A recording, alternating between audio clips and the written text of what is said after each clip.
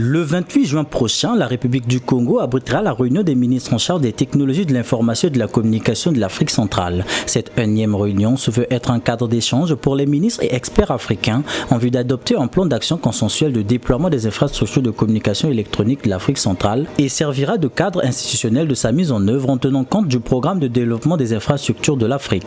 En prélude, le ministre congolais en charge de ces questions s'est entretenu avec Marie-Thérèse Chantal Gakono, commissaire en charge de l'aménagement du territoire et aux infrastructures de la CEAC. C'était nous entretenir avec le ministre du Congo en charge des télécommunications, des TIC, parce que la CEAC se propose d'organiser une réunion des ministres en charge de ces questions. Le Congo assure la présidence en exercice de la CEAC.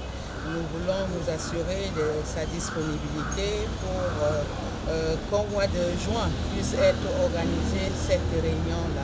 Il s'agit donc d'assurer la mise en œuvre de différents projets, des différents programmes contenus dans ce grand document. Et la CEAC a déjà eu une certaine mobilisation des ressources auprès des partenaires.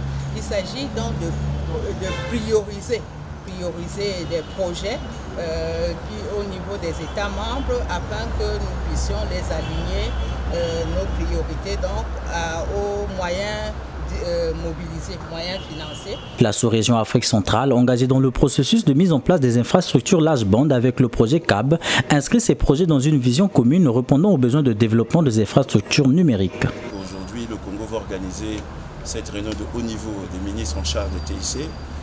Il s'agit aussi de faire participer, on va dire, d'autres structures de l'Union africaine, par exemple l'Alliance Smart Africa, pour que l'Afrique centrale puisse aussi bénéficier de quelques appuis qui permettra que l'interconnexion au niveau de la sous-région soit non seulement maximisée, mais qu'elle soit aussi facilitée. Et il s'agit aussi de faire en sorte que les nouvelles technologies apportent leur valeur ajoutée pour le développement économique de notre pays. De plus en plus, on va utiliser les nouvelles technologies. Et aujourd'hui, on part du portefeuille, porte-monnaie électronique. Mais il faudrait pour cela avoir d'abord la base de tout cela, ce sont les infrastructures. À cette réunion, les ministres vont aussi se pencher sur les projets d'infrastructures numériques prioritaires dans la perspective d'en assurer la mise en œuvre.